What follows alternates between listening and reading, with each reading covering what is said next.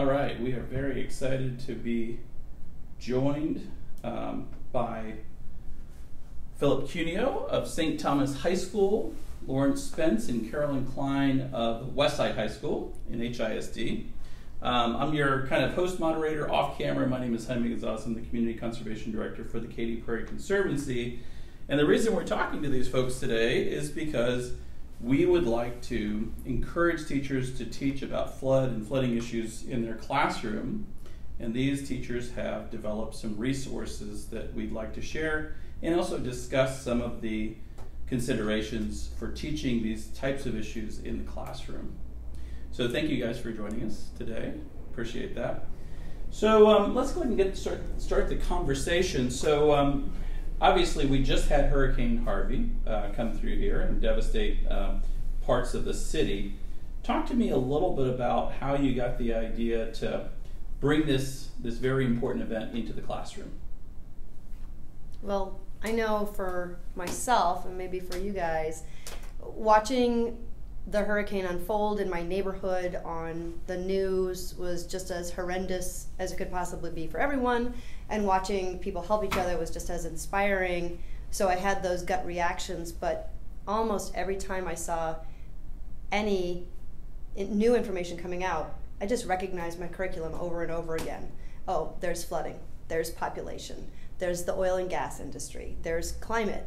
And I just, as a teacher, I couldn't help but watch and start lesson planning, or at least think about, oh gosh, the entire hurricane is what we teach. So it got me thinking about not just teaching the classes I have been teaching these years, but making sure I included it and not ignoring it.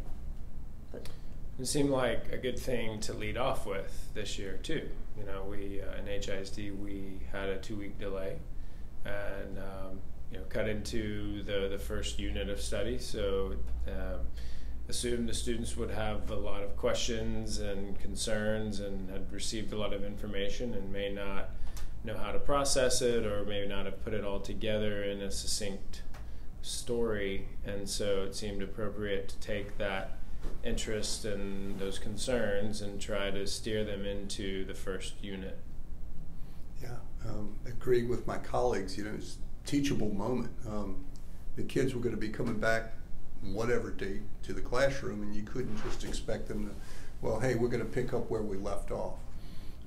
So for myself, I was thinking of putting the syllabus on the back burner and creating something that had relevance to the kids' experiences. Part of the healing process is talking. And so you can get kids talking about things that have an academic component to it, but also help them make sense of what had happened in their communities. So as far as teaching issues like flooding in your classroom, you guys are focused on high school students. What are some of the things that you have to take into consideration in terms of teaching critical thinking skills or value systems around issues? Well, for me, a big paradigm in education is modeling. Science is full of a lot of facts, but facts in itself is not science. And so modeling instruction gives the students the opportunity to engage in those critical thinking modalities in trying to figure out how a system works. So in this particular lab, I was able to describe how prairie grasses might mitigate storm winds, especially if they're in a salt marsh area, and you can demonstrate that in a classroom qualitatively, but that's not science. So what I did during the unit was I had whiteboards, dry erase boards. They're about 2 by 2, and put the students in groups of 2 or 3. And I said, okay, so how are you going to make this a quantitative experiment? And I just pretty much sat back and crossed my fingers and let them run with it. And of course, this is very difficult. This requires a lot of thinking on a freshman or a sophomore's part, which is the grade level that we're focusing on at St. Thomas in environmental science. But as they started discussing amongst one another about what things might be around the house, next thing you knew, they had fans and leaf blowers, and we could use sod to represent the height of prairie grass, and we could actually measure wind speed, or well, how are you going to do that? Well, displacement of hanging pieces of string, or how far a ball moves and whatnot. So it gave the students time to engage in thinking about how to make this a quantitative analysis of storm wind mitigation. So thinking critically, it has occurred to me that trying to get your average high school student to think critically is very difficult to do, especially about these seemingly uninteresting topics of flooding or environmental science. I think they'll think critically about pop culture. They'll think critically about what kind of shoes their neighbor's wearing, what they heard on Snapchat, right? They'll be critical about it, right? But getting them to think critically about an environmental issue like can Houston solve its flooding problems? Should the reservoirs be larger? Should the Corps have released the water the way that they did? These are issues that they've never really thought about ever before. So how can you really think critically about it until you have a greater grasp of the information, right? Otherwise you're just chunking out some uneducated opinion on something. So I think the critical thinking for me, for the student, I think it's going to take a while to get to that point, and I don't see that happening anytime really soon. I think it's important at first to present the information, to get them the content, the vocabulary, and be careful not to present the biases that we're all going to have anyway, but to present the information in a way so that they become aware of it and have the opportunity to work with it and discuss it among each other, and then start introducing get them to think critically. Well, what do you think could have been done, or what could we do about this? So to me, I think that the first challenge, we speak in education how important it is to teach critical thinking skills, but it just occurs to me that if you don't know anything about a topic, how can you think critically about it? You need a basis of knowledge. Yeah. So speaking about a basis of knowledge, because I think that let's go ahead and pick up on there, because I think that's a really good point. One of the things that we're going to do is we're going to make some of the resources that we've collected jointly available on a website called hereinhouston.org, where we're hoping to put a whole bunch of environmental education materials over the next year. So it's hereathouston.org. You go to the issues section and go to flooding, and we'll start populating that with some of the materials that we've collected. What are some of the things, some of the items, let's say there was a teacher toolkit for teaching about flooding. You guys are obviously learning this on the go and kind of adapting as good teachers do. What are some of the key elements in terms of curricular materials that you really need to have on hand to teach this effectively? So I started with a goal, like what do I want my kids to come out with? And I'm not nearly as far along as Phil is. We're just starting our project. For myself, I'm teaching this to AP environmental students, so they're juniors, seniors. I have permission to push them because they're AP students, so I have an excuse to say that's not good enough, try harder. And so I'm having kids develop questions that they are interested in and that I have curated, which are going to circle back into the curriculum as we go through the remainder of the year. When it comes up on their topic, they're going to have to do a presentation to the class. And then at the end of the year, I don't know exactly what the product will look like, but I know after our AP test in May, I'll have the kids do some kind of a summative project. I know that part of that will involve identifying experts in the community that they can interview, and part of it will involve some kind of product that they can share with a wider audience. So for me, you asked like what would a teacher find in a teacher toolbox. I've kind of created a little bit of a project summary, thinking through, well, what's the end goal in mind? I don't have all the steps in between, to be honest, yet, but I'm developing those as we go. So I have at least a little something that I can share that for me represents where am I trying to get to. And then between now and May, I'll fill in and find out what that looks like. One of the important things that I thought Lawrence brought up was the idea of bias in information. And so I opened up the unit by, let's just see what's out there. I think the first thing that we discovered was an article from a San Antonio newspaper. And it was sort of like, aha, we told you so, you're going to pave over the prairie, look what you got.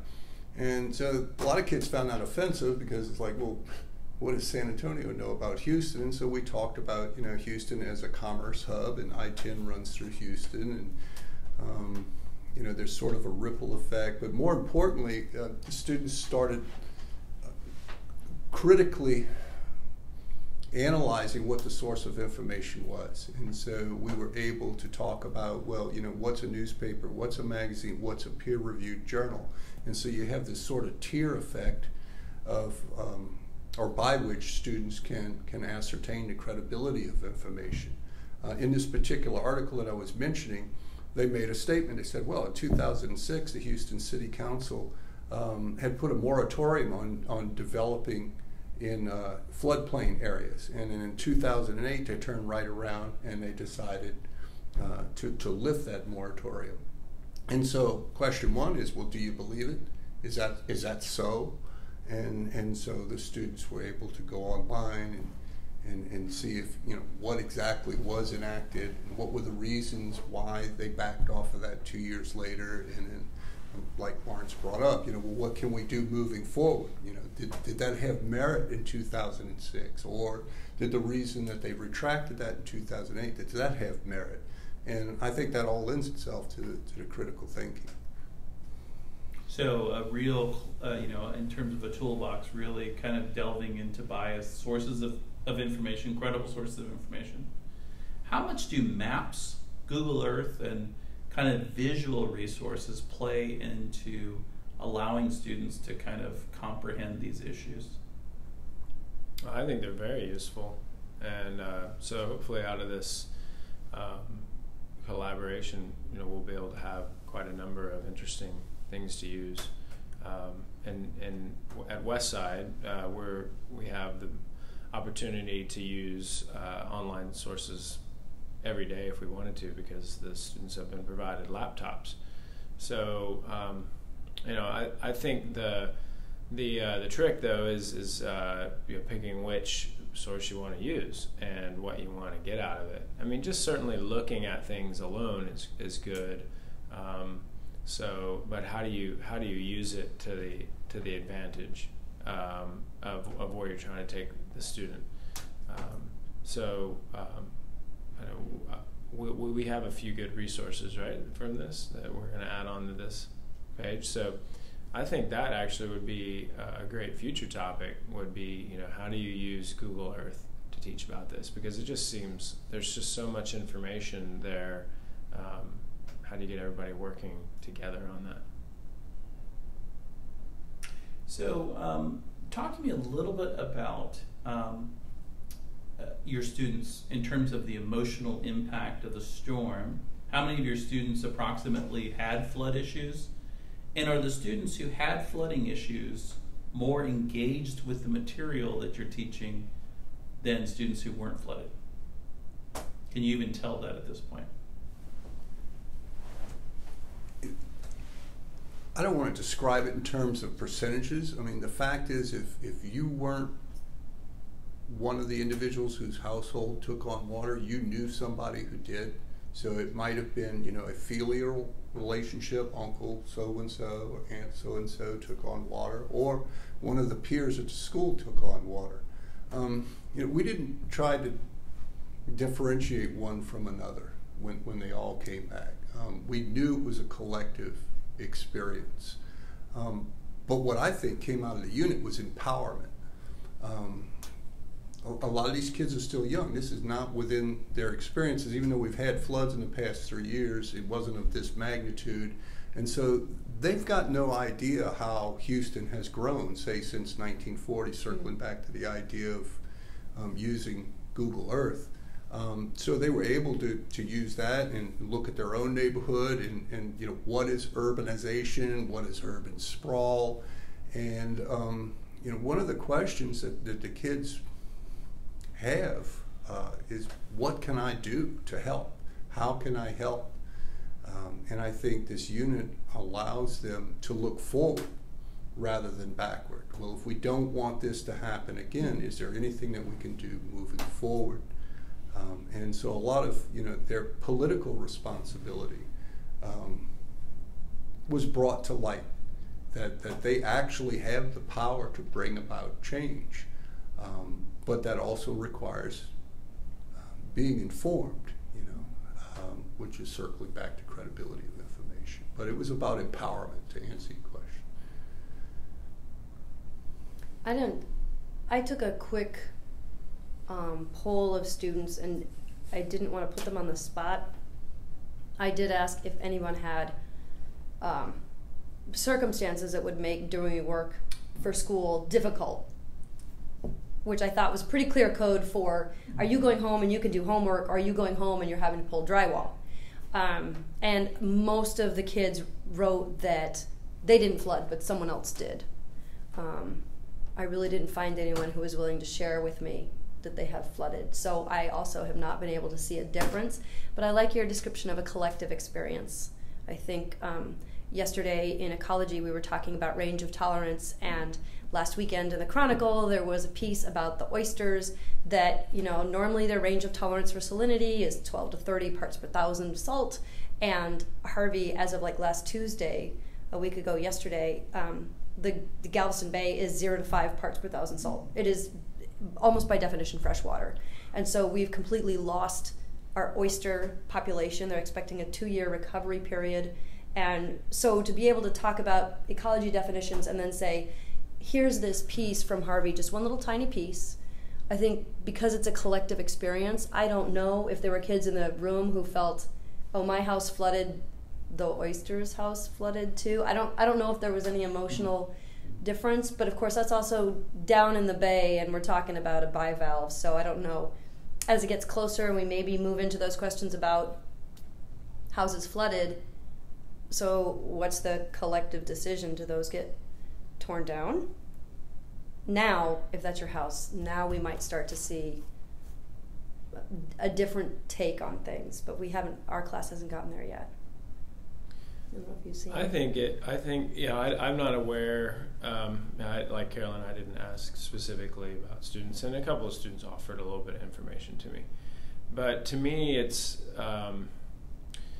the experiences that we all, what's more significant is that we all had to endure this, you know, as a population of people living together. And this generation are going to be the ones that are going to inherit these challenges going forward. So how do we better prepare them for that? And I think there's a great opportunity to educate them about that, but also to point them in a direction of becoming active in helping solve these problems. And especially that since we work with, you know, students that are young adults and they're about to get you know, go out in the communities and make their own ways. And then hopefully people listening to this also working with that population. So how do we, you know, how do we better prepare them to be a part of the solutions? So coming out of this at the end of this school year, like every school year, that, you know, how am I sending these students off to be better, you know, better citizens, to be, you know, better ready to take care of their families and their communities, but with this this event that we had to endure, I think that, you know, there's an opportunity to kind of galvanize that as a generation of young people. And so, you know, how do we get them even thinking outside of their school that they work in, and that, you know, there's students in other schools that had the same experience, and you know, that working together on solving these issues is going to bring about more successful change than not. In terms of kind of bridging experiences, service, that kind of thing, do you guys envision your students working on any projects or doing any service that's related to the outcomes of the flood? Or is that something that maybe is not appropriate from this kind of teaching issues standpoint? Talk to me a little bit about that. I hadn't thought about service, but per se, but you had an idea about writing letters that maybe falls in that category. Yeah, I'd originally wanted to try to do a letter writing activity at the end of this first unit, but it seems to me the students are just not going to have the background to do that yet, right? They're not going to be able to think critically about the issues. So it's going to be something that's going to need to be considered later in the semester or even at the end of next semester. But I did want to, I have experimented with that in the past, and I think that it's a great way to assess whether the student gained anything out of the course, but then through a practical outlet, so they can ask them to write a letter about a topic, and you don't even have to tell them exactly what they have to write about. They have to write about something in the course. Now, you could steer it into the direction of something to improve the recovery or future avoidance of an event like Harvey, or the outcomes of an event like Harvey. And what they may ask may not be practical. It may not be something that can actually be done, but getting them to think about that and asking them to apply what they learned in the course, to demonstrate it in a way that is a practical application. I found it last year when I asked students to do that. I rather enjoyed what they wrote. It was like an essay, but it was an essay with a purpose. It wasn't just the purpose of writing for me. I asked them to write something to demonstrate that they understood the topic, and also to educate the reader about the topic. So to not assume that the politician or whomever they wrote knew everything about the topic. So to educate them about it, and then to demonstrate what they could do about it as a young person. Like, here's what I'm willing to do about it. And then the third component was to ask for specific help. So it seemed to be a formula that worked. We sent out a lot of letters, and some of the students have reported back to me that they received responses from their community leaders, and it seems like it was a positive experience. So I'd like to try that again this year, but I think it is something that they have to have that foundational information, and us as educated adults that are paying attention, we just forget how much we take for granted that we know, and that they just don't have that knowledge yet.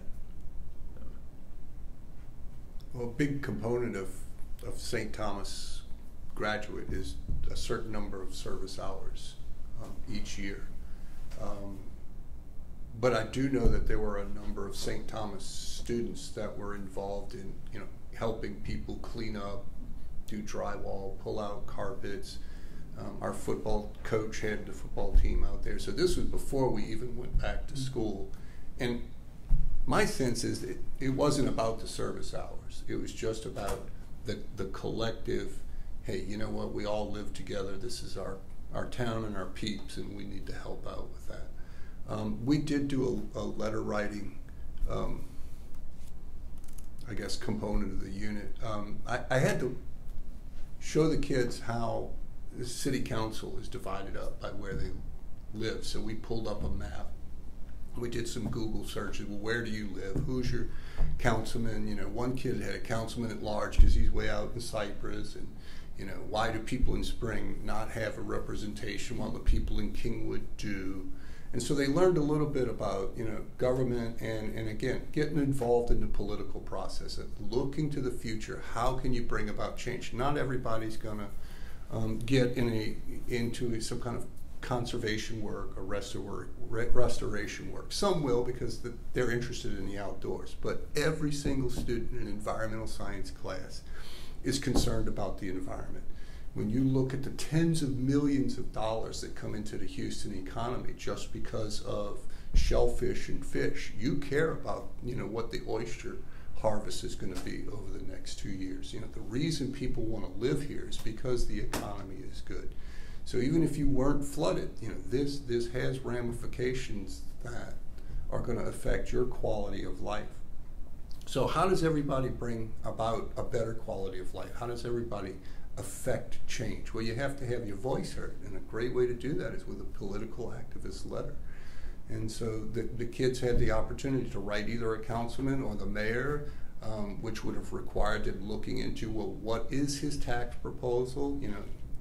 Why aren't we using rainy day funds from the state? I mean, these are just questions that were thrown out there. And so the kids had to address a letter. Now, they didn't mail that out. That comes to me first, and we'll decide whether or not it's appropriate. But they're learning to pick up the pen and be a part of the process rather than just sitting on the sidelines and saying, well, somebody ought to do something.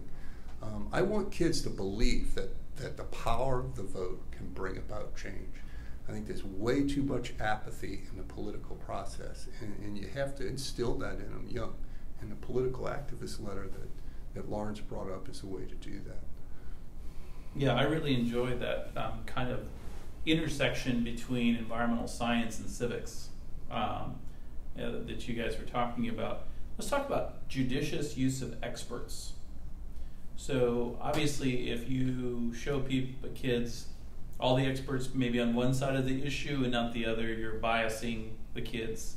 How do you go about selecting experts for the kids to talk to so that you avoid bias, you avoid kind of tilting them one way or the other unduly? So I think that we're going to call them stakeholders in my class.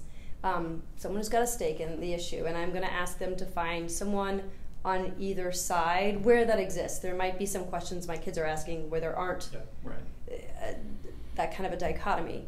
And that would get back to the idea of bias, is to have the kids say, well, this person serves on the board of a MUD in Cinco Ranch. Okay, well, so what do you think their take might be? And for the kids to put themselves in someone else's shoes and think, whatever this person says, here's why they might say that, and to listen that way, and maybe to listen to someone in the Army Corps who works for the Army Corps. So what do you think their bias might be? Not that that would necessarily be the case, but I think that's a component of the critical thinking. And then we just had parent night at Westside, and one of the things I asked of my parents was, I explained a little bit about this project, and I said, we're going to be looking for stakeholders. We're going to be looking for people who know. I didn't want to use the word expert because that turns people off, so I said people who know more about it than me, which I thought was a pretty low bar. And so I did have parents say, well, I work in the energy industry, or I had someone say, well, I know someone who works for a MUD district, and so I asked permission to get in contact. So I expect I'll be asking the kids to find some people, but I'll be asking them, why do you think this person is valuable for the project? And I also anticipate helping kids find.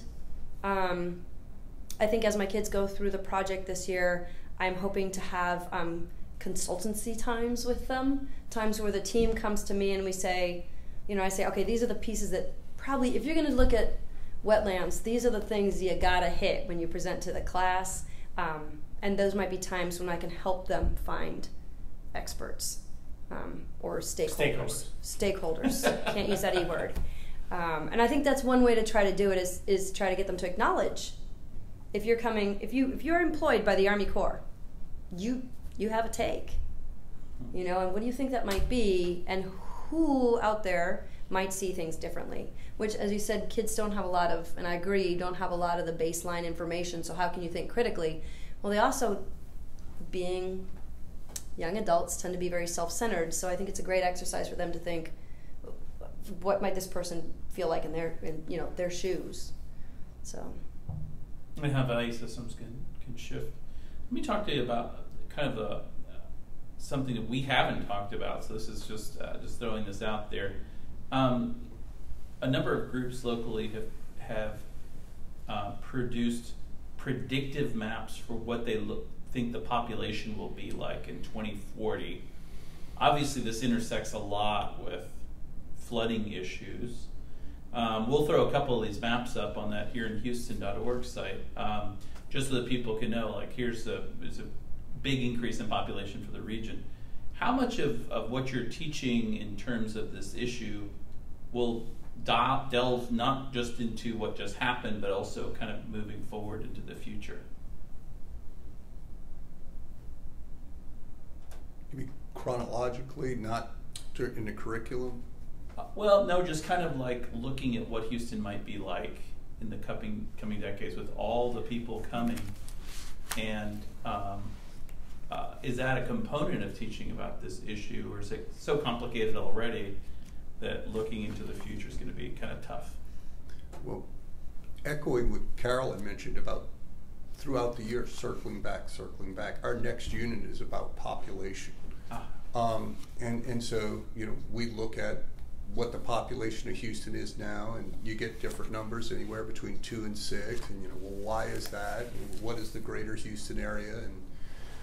And so a lot of this has been driven by, quality of life and what is expected in our country in terms of quality of life, and how is that pushing this idea of urbanization? People want to live somewhere. They want to have the quote-unquote American dream. Well, what is that? How does that compare to other places in the world? And then how is this population growth driving things like why we were building subdivisions along Highway 99?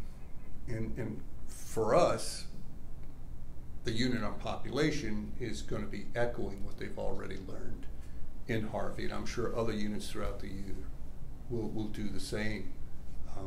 But quality of life is at the root of a lot of these issues. What do people think they need versus what do people think they want, and how is that affecting things like habitat loss?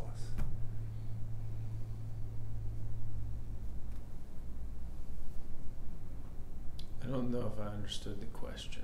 I guess the question is, we kind of know what the population growth is going to be over the next couple decades. So how much of that is figuring into how your students might start thinking about flood control issues for the region? We obviously have flood control problems right now. Adding that many more millions of people to the region is going to compound that, I would imagine. So how much do you envision at some point in the year kind of taking your magic 8 ball, going into the future and talking about what Houston might be like and what challenges might be compounded or different in the future? Well, I think most of the questions that my students are starting to look at are what happened, what made the impact so bad. So I'm not seeing a lot of questions right now to that effect. Although I have had some interesting conversation with kids about, well, now are all those people going to want to move here? Right. Because I've really enjoyed looking at those maps previous to Harvey, but now there's the question of, well, who's going to buy land in Meyerland? Do you really want to buy a house there? Who wants to buy a house in the northern part of my subdivision that just flooded? So hadn't thought about that. I think that it's I don't know that my students are gonna be able to really grasp that so much as I think just trying to get them to think about what future effects of climate change might have on Houston, not just the flooding, but just increased humidity and heat and rising sea levels and so forth. So and just I think that might eventually lead to a conversation of, well, how habitable is Houston? And, there's also sort of some suggestion that the petroleum industry may be transitioning. So what is that going to mean for the future of Houston's economy? And will so many people want to live in Houston if we're transitioning to other forms of energy, fossil fuels? No, I think that goes a lot to the economic sustainability and what you were talking about earlier. That this has always been a place open for business, but if it's seen as too risky of a place to come, that's certainly going to impact the number of people who ultimately move here. What else would you like teachers to? So first of all, we will provide contact information at the end of this video for folks who are on this video, including myself, just so in case you want to touch base, start a conversation, we can do that. But what else would you like to? We just had like maybe 4 minutes left. What else would you like to impart about teaching environmental science using Houston as a context? That teachers should be aware of resources, helpful hints, anything like that for those who would like to start teaching locally. Well, I think the Here in Houston website that we're putting together is a great place to start, and so we need help getting those resources together. And we all of us that have tried to teach anything about Houston have gone out and filtered through things and found things and have them saved somewhere. So it's time for us to share them and put them all in one spot. There is plenty of information about teaching, using Houston as a context for learning. I think it's just sort of seeing the opportunity. In my experience, it's I think students care more about the topic, and which hopefully leads to them internalizing it more, which naturally would lead them to make better grades. But that's, for me, that's not the ultimate goal. But it's getting them to care about something, so for me, teaching them about their community is the way to go with that.